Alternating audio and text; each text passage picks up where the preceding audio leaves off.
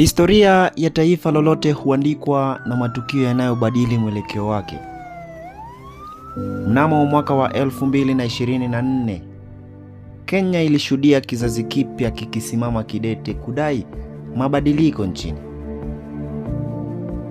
Hawakuwa na kiongozi mmoja wala chama cha kisiasa kilichowaongoza, ila walikuwa vijana waliounganishwa na mitandao ya kijamii, wakiamini kwamba sauti zao zinaweza kubadili mustakabali wa taifa hilo.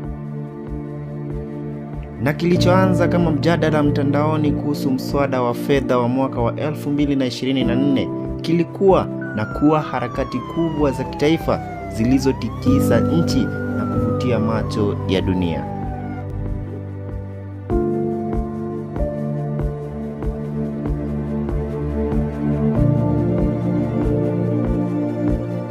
Serikali ilipowasilisha mswada wa fedha wa mwaka wa 2024 uliopendekeza ushuru mpya kwenye bidhaa na huduma mbalimbali, wananchi wengi walieleza hofu kwamba gharama ya maisha ingeendelea kupanda na kuwa gumu.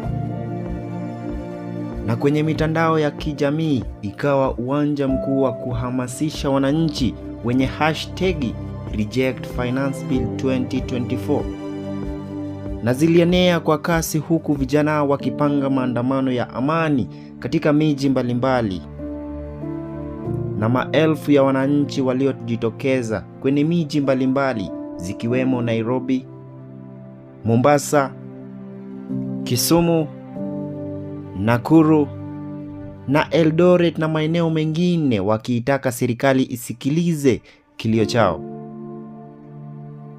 Mwanzoni maandamano yalichukuliwa ya amani, huku waandamanaji wakibeba bendera ya Kenya na kuimba nyimbo za uzalendo. Lakini kadri siku zilivyozidi kusonga, hali ilianza kubadilika.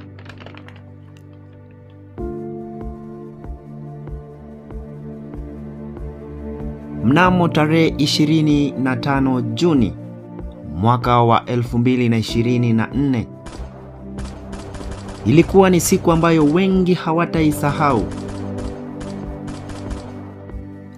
Maelfu ya waandamanaji walikusanyika jijini Nairobi, huku baadhi yao walifika karibu na majengo ya bunge na wakiitaka wabunge wasipitishe mswada huo.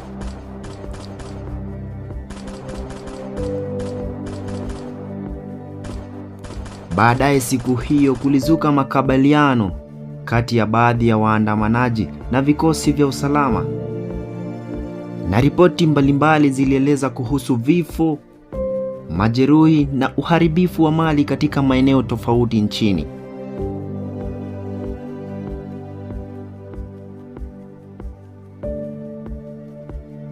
Matukio hayo yalizua mjadala mkubwa nchini na kimataifa kuhusu haki ya kuandamana kwa amani, matumizi ya nguvu wa mujibu wa serikali katika kulinda usalama wa wananchi.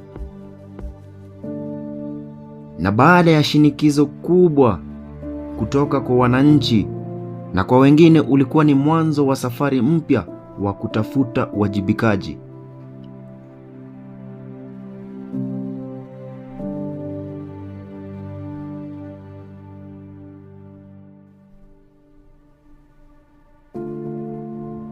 Na baada ya kuondolewa kwa mswada wa fedha, maandamano hayakuisha kwenye suala la ushuru pekee. Vijana waliendelea kuzungumzia masuala ya ajira, wajibikaji wa serikalini, vita dhidi ya ufisadi, matumizi ya fedha za umma na mageuzi katika taasisi mbalimbali. Katika kipindi cha mwaka wa 2025, maandamano na mikusanyiko mbalimbali iliendelea kufanyika katika maeneo tofauti ya nchi. Na baadaye serikali ilisisitiza umuhimu wa kudumisha amani na usalama, huku makundi ya kiraia yakitaka haki kwa waathiriwa wa maandamano na uchaguzi wa madai ya matumizi ya nguvu kupita kiasi.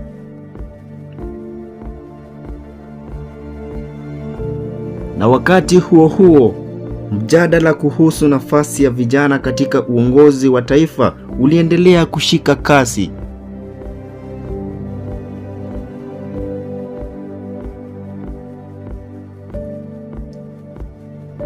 Miaka miwili baada ya maandamano ya mwaka wa 2024, familia za waliopoteza wapendwa wao, wanaharakati na wananchi wengine waliandaa shughuli za kuwaenzi waliofariki.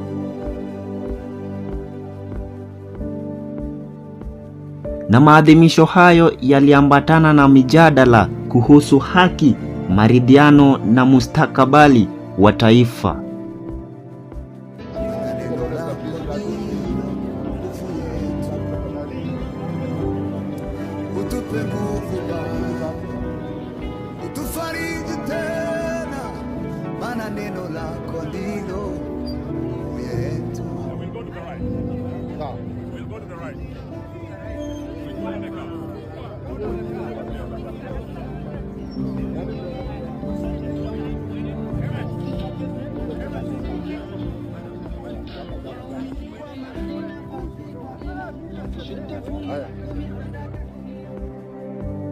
Safari ya maandamano ya Gen Z haikuwa simulizi ya ushuru pekee.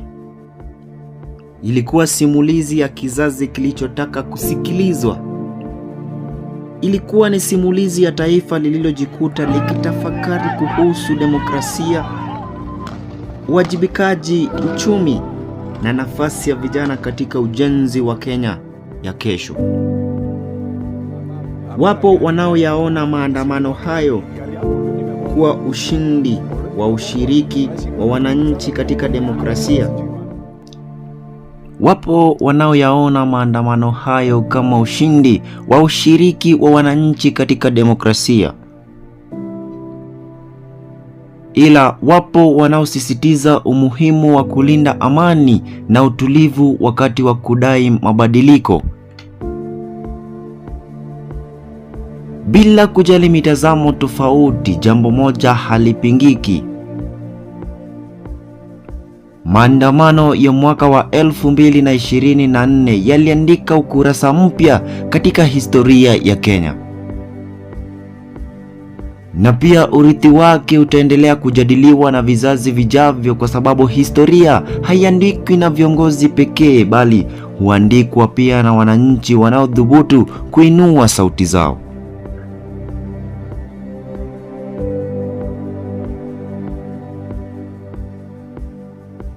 Swali linalobakia ni kwamba, je, vijana wana nafasi ya uongozi nchini au zile nafasi zilizoko ni za wakongwe tu? Makala hii imeandikwa kwa kuzingatia matukio yaliyoripotiwa hadharani na inalenga kutoa mitazamo wa kihistoria kwa usawaziko. Imekuwa ni simulizi ya maandamano wa mwaka wa 2024, mwaka wa 2025.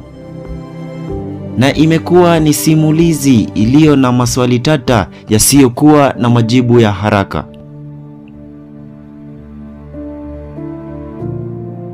Na kama jinsi ambavyo wahenga husema kwamba penye moshi hapakosi moto. Nimekuwa msimulizi wenyu Paul Ainda.